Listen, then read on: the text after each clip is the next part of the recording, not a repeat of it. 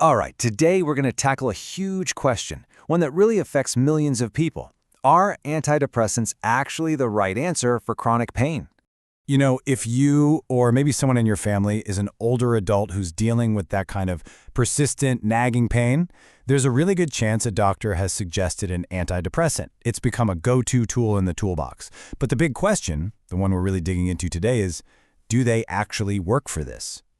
So, to get to the bottom of this, we're not just going to look at one single study. Nope, we're diving deep into a major new scientific review.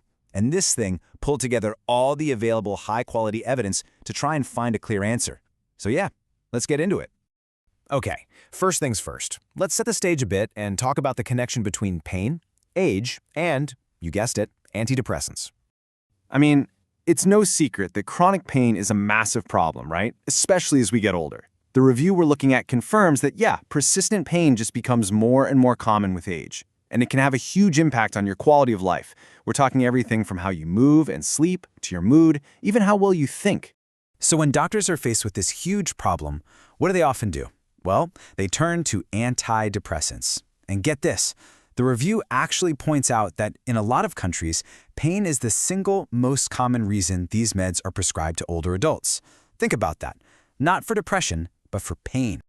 But you know, just because something is common practice, that doesn't automatically mean it's backed up by solid evidence. And that brings us right to the heart of what we're looking at today, the search for that evidence. Now, the scientists behind this review, they didn't just cherry-pick the studies that fit their theory. They did something called a systematic review. You can basically think of it as the gold standard of research. It's this super rigorous process where they find, they evaluate, and then they combine all the relevant studies out there to get the most reliable answer they possibly can.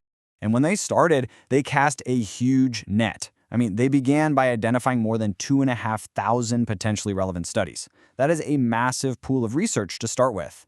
But, and this is where it gets really interesting, after they went through and filtered everything for quality and relevance, looking specifically for top-tier trials on adults age 65 and up, that huge number, it shrank down to just 15, from over 2,500 down to 15. I mean, that alone tells you a story, doesn't it? Okay, so this chart right here really shows you the detective work in action. It's called a Prisma chart, and it's from the actual study. You can see how they started way up at the top with that massive number, over 2,500 studies. And then, step by step, they excluded studies for all sorts of reasons. Maybe the patients weren't old enough, or the study design wasn't good enough. It's this super careful process of elimination that finally gets them down to those final 15 studies, the ones they consider the most relevant and reliable. So after all that filtering, what did these final 15 studies actually show? Let's get to the results and see what the evidence has to say.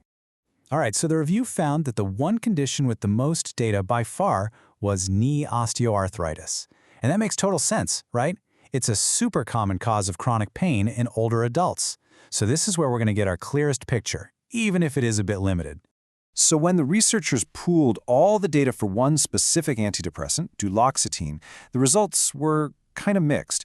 In the very short term, like the first couple of weeks, there was no real pain relief compared to a placebo. But after 6 weeks or more, they did find a statistically significant effect. But, and this is a really big but, they had a very particular way of describing that effect. They called it a very small effect. So yeah, technically, there's a difference they could measure, but it was tiny. And that's the key thing here, right? A result can be statistically significant on paper, but does that actually mean anything to a real person who's living with pain every single day? That's the real question.